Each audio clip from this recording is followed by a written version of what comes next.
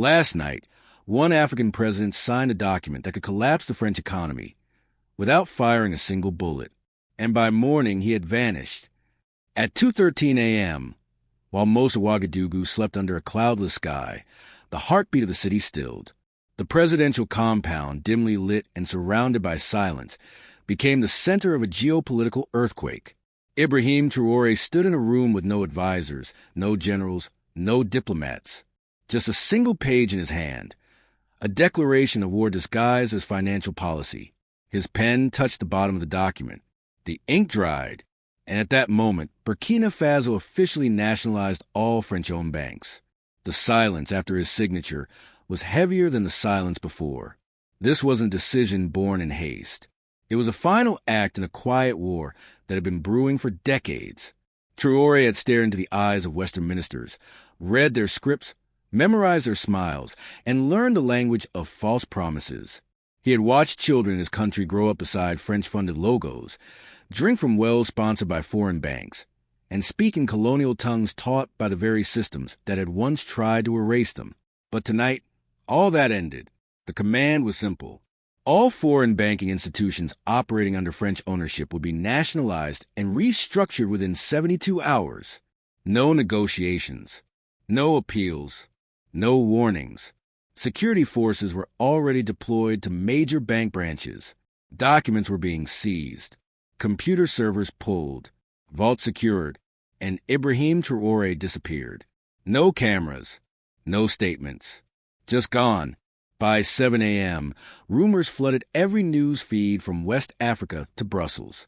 Burkina Faso declares economic independence. Banks seize overnight. Traoré missing? The EU called an emergency session by 10 o'clock. France activated intelligence contacts in Ouagadougou. CNN ran a breaking banner that read, "A new Africa?" In the village of Kambasiri, where Ibrahim was born, old men sat on benches outside shuttered shops, murmuring his name. In Paris, finance ministers whispered his name with gritted teeth. In Ghana, school children chanted it with pride. But where was he? He hadn't been kidnapped. He hadn't gone rogue. He had simply gone quiet. The kind of silence that only comes when a man knows he has pulled the pin from a very old grenade. Hours passed. Across Burkina Faso, the effects began to ripple. ATMs shut down. Banks closed. French managers were quietly escorted from their offices. Some boarded planes. Some were held for questioning. The streets remained mostly calm. Not because the people weren't shocked, but because many were waiting for something like this. Waiting for someone to finally challenge the rules written in Paris and sold as law in Ouagadougou. In a secure underground chamber deep beneath the military command center, Ibrahim sat alone with a black binder. It contained the names of every official who had signed Burkina Faso's economic future way in the last 50 years. Some had done it knowingly. Some had done it for survival. All had done it under pressure. The binder had been compiled by a journalist, Mariam Zongo, now in hiding after her documentary exposed France's continued control of African wealth through post-colonial banks. She was the first person Traoré called after signing the decree. "You were right," he said. His voice was steady but tired. "I was always afraid I was," she replied. That short call, lasting less than 90 seconds, became the foundation of a new alliance, not of governments, but of purpose. She had seen the paper trails. He had the will to act on them. Between them sat generations of silence waiting to be broken. By noon, global financial markets began to tremble. French banking stocks dipped. The CFA franc began to wobble. News anchors speculated endlessly. Was this a populist stunt, a military overreach, or the beginning of something Europe had quietly feared for decades? Africa, thinking for itself? But Ibrahim wasn't thinking about markets. He was staring at a photo on his desk, a black and white image of his father, standing barefoot outside a grain warehouse in 1974. That warehouse had been seized by a French-backed agricultural company. They called it modernization. His father had called it theft. Traoré never forgot the way the old man's voice shook telling that story. Some revolutions are born in the streets. Others are born in moments like that. At 4 p.m., a leaked audio clip surfaced online. the voice of a French diplomat recorded a week earlier, warning a Burkinabe official. If you attempt to break financial ties, the consequences will be inconvenient for your leadership. The official never responded. He only nodded. And now, the recording went viral. Suddenly, this was no longer just an African headline. It became a global reckoning. In Nairobi, a radio host opened a show with, "Burkina Faso just did something our grandfathers dreamed of." In Johannesburg, billboards lit up with Traoré's face and the words, "We're next." In Washington, a classified memo was drafted outlining containment strategies. But the man they were all talking about remained silent. As night fell, the streets of Ouagadougou buzzed, not with panic, but with strange energy. Street vendors stayed open later than usual. Strangers offered each other rides. Conversations were whispered like secrets finally allowed to be spoken aloud. One shopkeeper placed a sign on his broken ATM that read, "Patience, the future is loading." And still, no sign of the president. But in the shadows, in quiet meetings with economic strategists, currency designers, and regional allies, Ibrahim was laying the next stone on a path few had dared even walk. This wasn't about banks. It was about breath, about letting a country breathe without permission, about reclaiming not just money, but memory. At midnight, on the rooftop of the military headquarters, Ibrahim stood alone. He looked up at the stars, then down at the glowing city below, a city unsure of tomorrow, but finally, thrillingly, uncertain on its own terms. He whispered one word, "Begin." And with that, the man who vanished returned, not in body, but in motion. The decree was signed, the course was set, and the storm had only just started. Long before the midnight decree that shook the foundations of Europe, long before cameras knew his name, Ibrahim Traoré stood in a muddy classroom in western Burkina Faso, watching his teacher write in chalk on a board that was more cracked than slate. The words were in French. The flag on the wall wasn't his own, and the history being taught erased everything his grandfather once told him. He was 12 when he understood what occupation without chains looked like. His village, like many others, had no hospital, no reliable electricity, and no bank. Yet every year, French-backed development programs arrived with spreadsheets and smiles, promising growth. What they left behind were deeper debts and rules nobody understood. When his father tried to start a grain cooperative, he was denied financing, not because his idea was flawed, but because the only available capital came from foreign institutions that didn't want independence. They wanted dependence. His father called it poverty in a suit. That memory lingered when Ibrahim joined the army, not to fight a war, but to understand the system that created them. He rose through the ranks quickly, not because he was ruthless, but because he listened more than he spoke. He studied not just military strategy, but post-colonial economics. He read every document he could get his hands on, trade agreements, banking protocols, declassified intelligence reports. What he found were chains cleverly disguised as handshakes. Then came 2022, a failed government, a nation exhausted by corruption. Ibrahim, still in uniform, was pushed into leadership not by ambition, but by necessity. His speech was short. No slogans, just one sentence. If Burkina Faso must change, we cannot do it while asking for permission. And now, permission has been denied for the last time. In the days leading up to the nationalization order, Ibrahim had been studying something else. An old binder delivered to him by a trusted courier. It came from Mariam Zongo, the journalist now hiding in a remote mountain compound after French officials branded her work state sabotage. Her binder was thick, handwritten, and dangerous. It exposed the unspoken agreement that had governed West African finance for decades, the CFA franc, a currency that looked African on the surface, but sat in vaults in Paris, governed by laws that never crossed the Mediterranean. Mariam had written on the inside cover, "They don't fear the currency. They fear the moment we understand it." That night, Ibrahim didn't sleep. He read every page. Each document was a betrayal. Letters between French and African finance ministers plotting currency controls, secret commissions, bank boardroom transcripts discussing how much aid could be withheld before a country would kneel. One memo even suggested using infrastructure loans to politically neutralize opposition leaders in the Sahel. It wasn't a conspiracy. It was colonialism with better marketing. And so, he began planning something few thought possible: financial liberation. Not a protest, not a speech. A total, irreversible break from the banking structure that held Africa hostage with its own money. But he also knew the cost. That same week, a trusted advisor was poisoned. Nothing confirmed, but the signs were clear. A senior military commander tried to resign after finding a GPS tracker under his vehicle.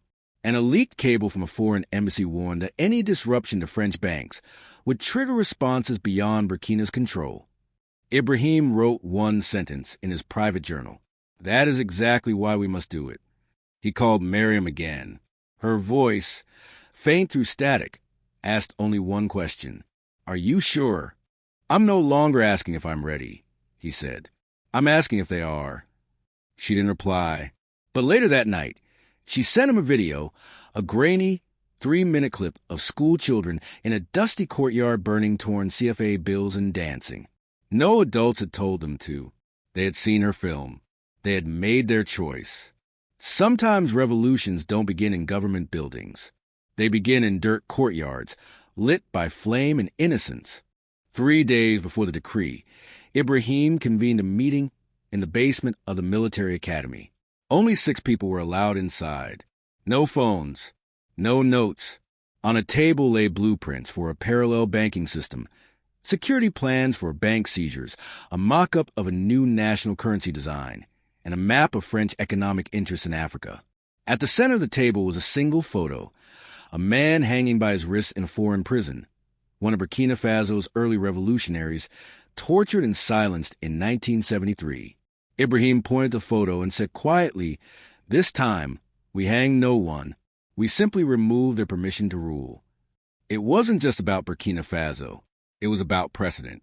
If one country could do it, others might follow. The colonial architecture, so delicately balanced on secrecy and silence, could crumble like dust and wind. On the eve of the announcement, Ibrahim visited his mother for the first time in months. They didn't talk much. She served him tea. As he stood to leave, she looked him in the eye and asked, "Will they come for you?" He replied, "They already have.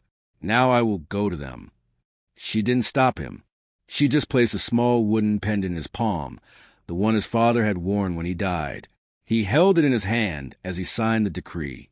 And then he vanished, not out of fear, but out of design, because this revolution didn't need a face every hour. It needed a fire that burned even in silence.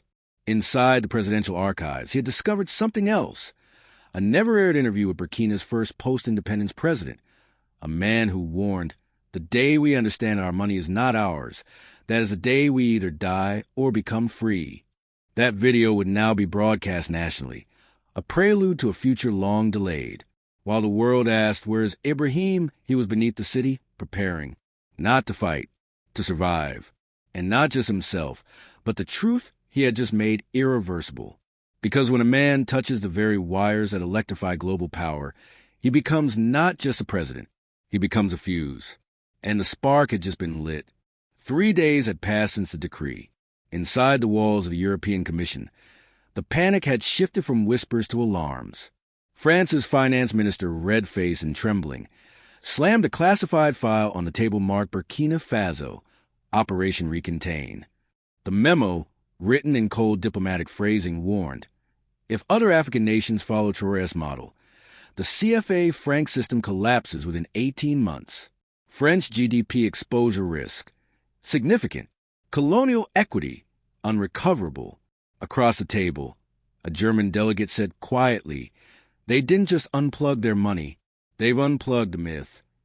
But the panic wasn't just diplomatic. It was now viral.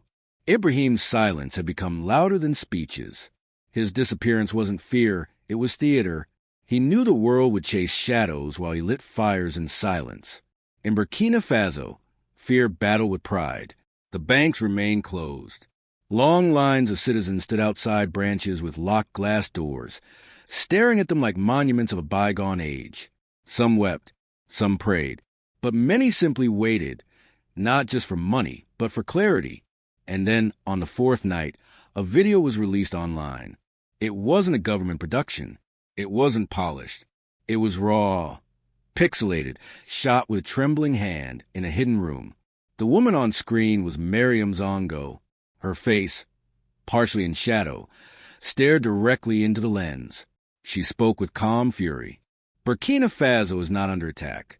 It is waking up. The banks that held our money also held our minds. Ibrahim Traoré is not missing. He is dismantling the vaults they built around our future.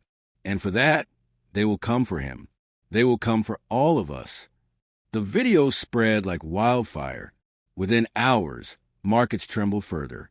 The CFA franc's value dipped sharply. Social media platforms in Mali, Niger, and Senegal began flooding with hashtags. Hashtag dignity is currency and hashtag Africa Unchained. But just as hope began to rise, betrayal came from within. Colonel Masouda, one of Ibrahim's own inner circle, a man he'd once called brother, held a press conference under the guise of national stability. He spoke in polished French, wore a suit instead of his usual fatigues, and called a nationalization a reckless solo decision made without state consensus. His message was carefully crafted. We request foreign assistance to stabilize our banking infrastructure. We will reopen all financial institutions within French partnership protocols. It was a soft coup Ibrahim had feared all along, not with guns, but with the language of reason. The betrayal stung deeper than bullets. But Ibrahim had anticipated it. Within 2 hours of Masouda's press conference, encrypted files were leaked to national media. Bank statements, wire transfers, documents proving that Masouda had received offshore payments from an international stabilization fund. Funds traced back to French intelligence black budgets. Burkina Faso's public didn't riot. They organized. Within hours, people marched, not with torches, but with torn-up CFA notes parading through markets chanting, "Not your banks, not your money, not your rules." Women wrapped their children in cloths printed with Traoré's face. Men hung signs on shuttered banks that read, "This is not your country anymore." And Mariam? She disappeared again. But her words remained. A radio signal hacked into public broadcasts and played her speech on loop across buses, taxis, and town squares. Her voice became the new anthem. They don't fear our violence. They fear our unity. Inside the compound, Ibrahim paced in silence, not because he doubted, but because he knew the next move had to be precise. This wasn't just about Burkina Faso anymore. It had become contagious. Mali was now drafting a similar decree. Guinea's leaders requested a closed-door meeting. Chad's military quietly pulled French advisors from their bases. And in retaliation, France prepared something silent but sinister, a digital takedown. A covert cyber operation, Operation Ash Cloud, was launched to paralyze Burkina Faso's new digital infrastructure. The plan was to disable communications, crash central systems, and create panic. If the people couldn't access news, if their mobile banking froze, if their data went dark, fear would return. And with fear came control. But Ibrahim wasn't naive. 2 weeks prior, he had commissioned a team of local engineers to build a closed-loop data firewall. The server wasn't stored in the capital.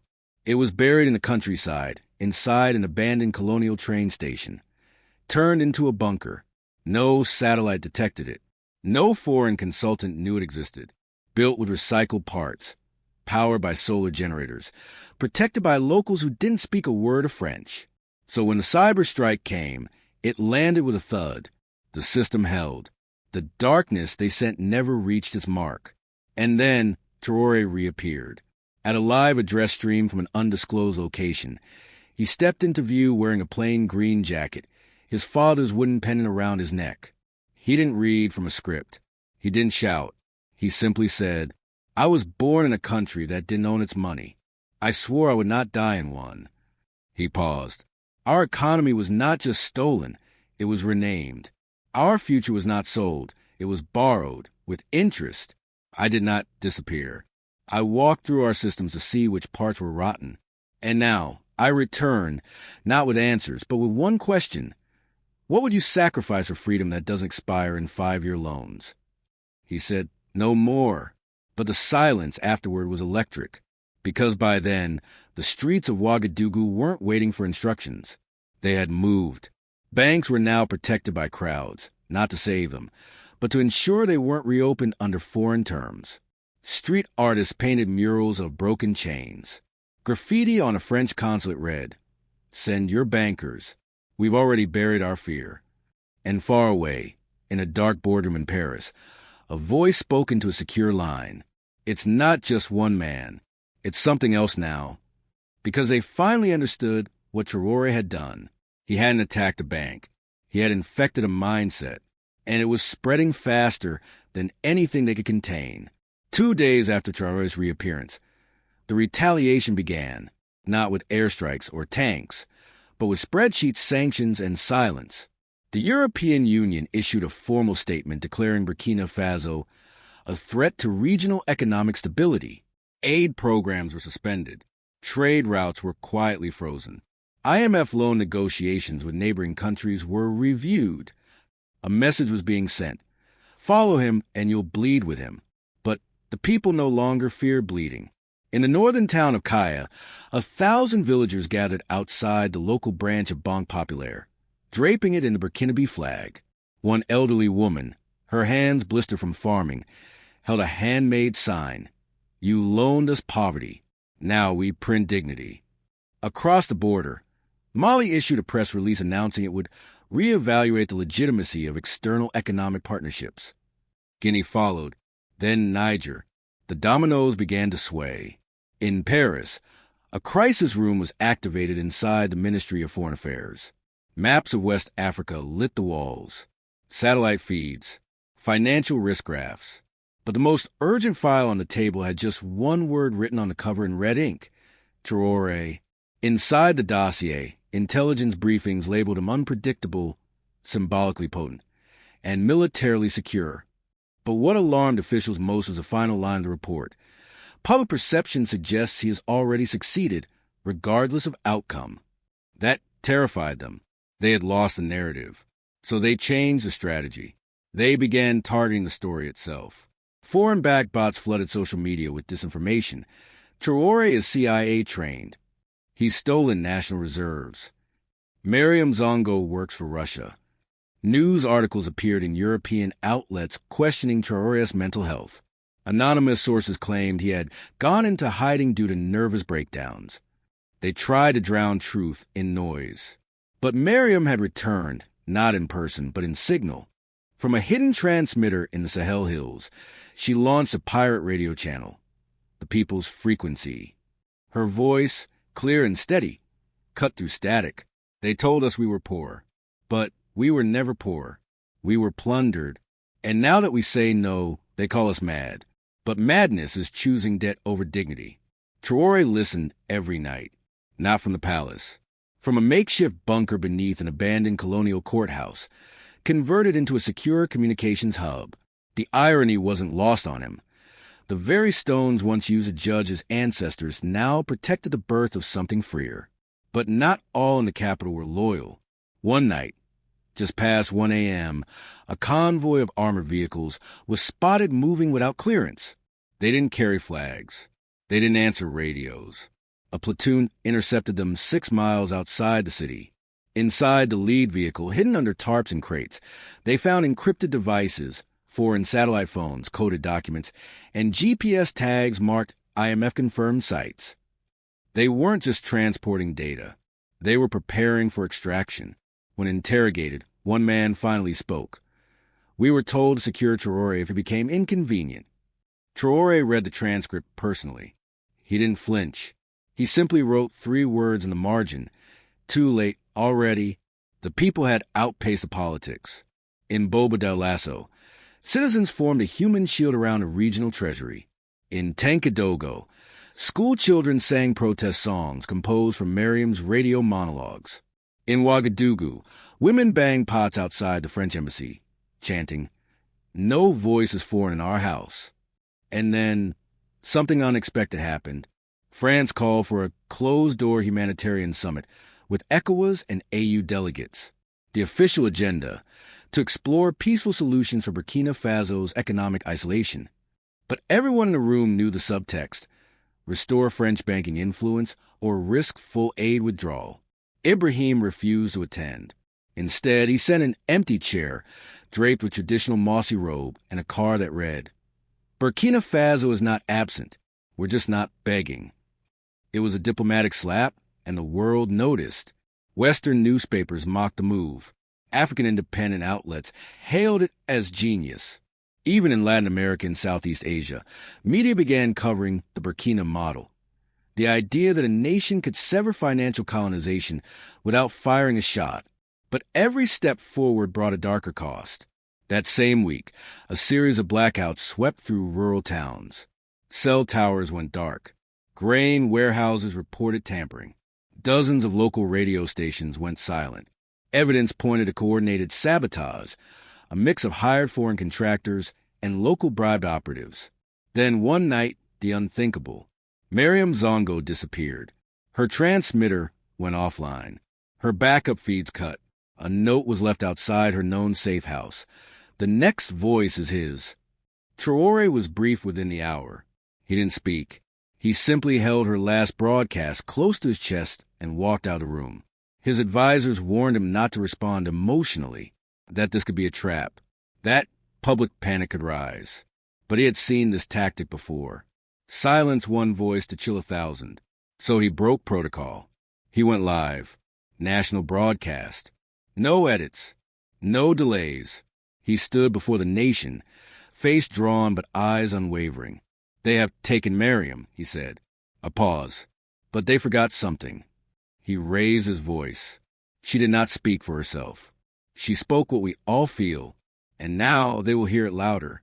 He stepped back, and a chorus began. From cities, villages, mountain hamlets, thousands sent in recordings, voice notes, videos, repeating Mariam's last words. Children, elders, shopkeepers, soldiers, all speaking the same truth in different tongues. We were not poor. We were plundered. France heard it. The EU heard it. And so did the world. Because this was no longer a nation resisting foreign banks. This was a people rewriting what money meant. They had remembered something colonialism feared most. That once people valued dignity over currency, no vault can cage them. And at the center of it all, a quiet soldier turned leader who chose silence not to disappear, but to listen until his country found its voice. And now it was roaring. The sun rose differently that morning, not because the sky had changed, but because the people had. Something unspoken had shifted. What began as defiance was now something else, something larger, quieter, stronger. Not a protest, not a rebellion, but a new root breaking through centuries of foreign soil. Burkina Faso wasn't fighting anymore. It was a building. From the mountain regions of Yatenga to the southern farms of Pony, whispers turned to plans. Farmers pooled their harvests to support local distribution centers. Young engineers returned from Ghana and Togo to help design independent digital networks. Artists began printing new money, not officially yet, but symbolically. Currency stamped with images of water wells, teachers, and ancient kings, not foreign generals. In secret workshops guarded by villagers, the Sol-Afric prototype was born. Sol-Afric, the African sun, was more than currency. It was a statement. We don't need colonial reserves to determine our worth. It was backed by actual resources, gold, grain, labor, and land, but more importantly, it was backed by trust. And trust was something the old world had forgotten how to measure. When Traoré saw the first printed Sol-Afric note, he didn't smile. He wept. He held the note like a father holding his newborn. His advisors said nothing. They understood. This wasn't just a bill. It was a burial cloth for every humiliation his nation had endured, and a birth certificate for everything it would become. But the moment wasn't his alone. News of Sol-Afric leaked to independent journalists across the continent. Within days, delegations from Mali, Niger, Guinea, and even Congo requested meetings. They didn't want a copy. They wanted cooperation. Not one Africa. A free one. And then the retaliation escalated again. France froze nearly $2 billion in aid packages across West Africa. European banks moved to blacklist nations exploring the Burkina model. Shipping insurers pulled out of Sahel trade zones. The World Bank issued a warning. Unregulated sovereign monetary policy may lead to financial collapse. But collapse, to Traoré, wasn't a threat. It was a challenge. His response was not political. It was personal.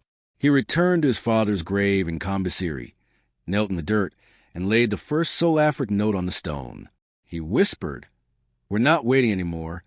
Back in the capital, the streets erupted, not in anger, but in preparation. Citizens offered jewelry and savings to support the first public printing of a new currency. Musicians composed folk songs using verses from Miriam's radio broadcasts. School teachers rewrote their lesson plans, no longer teaching economic dependency, but financial literacy. In a nation where fewer than half the people had access to traditional banks, the new system wasn't just revolutionary, it was functional. Mobile wallets launched across regional markets. Bartering apps were created by teenagers. The financial revolution wasn't hosted in skyscrapers. It was downloaded on cracked screens, powered by solar panels, protected by belief. And then, on the anniversary of the decree, Ibrahim spoke again. This time, not from a bunker or through encryption. He stood in front of a crowd of thousands in Ouagadougou's Liberation Square. No teleprompter, no military guards, just one microphone. He spoke slowly. 1 year ago, we unplugged a machine. Some said we would bleed. Others said we would vanish. But we are still here, not because of strength, because of truth, because a lie, no matter how old, collapses the moment it is no longer believed. He held up the new currency. "This," he said, "is not just paper. It is the voice of every child told they could not afford their own freedom." Silence fell across the square. Then applause. Then song. Then history breaking open like thunder. What followed wasn't just national. It was continental. Regional unions began forming trade pacts. Currency summits were held underground, off-grid, away from diplomatic eyes. And from Zimbabwe to Senegal, the question echoed louder. What if we no longer asked for permission? The world tried to look away, but they couldn't, because Burkina Faso was now a symbol no embargo could crush, no sanction could silence, no smear campaign could erase. And what of Miriam? She returned, thin, bruised, tired, but alive, held secretly in a French-owned compound in a neighboring country. She was freed by rogue security agents who'd heard her voice as children and never forgot it. She walked into the National Press Club with no script and only one sentence. They thought removing me would end the story. But I was never the story. You were. She now leads a journalism school for West African women. And Ibrahim, he no longer walks with guards. He walks with farmers, with teachers, with mothers who carry both their babies, and the burden of building a freer future. He's still targeted, still watched, but he's no longer alone. Because now, even if he falls, the idea does not. Because freedom, once spoken with courage, cannot be forgotten. Because dignity, once chosen, cannot be undone. Because when a people no longer fear their reflection in the mirror of power, they no longer ask what is possible. They decide it. Now ask yourself, if one nation can break its chains without war, if one leader can turn silence into sovereignty, if one voice can survive censorship, exile, and erasure, what's stopping the rest of us? This isn't just Burkina Faso's story. This is a blueprint, a signal, a spark. So next time they tell you change is too dangerous, remember, the most dangerous thing is never trying. History doesn't ask for permission to be rewritten. It waits for someone brave enough to pick up the pen. Will it be you?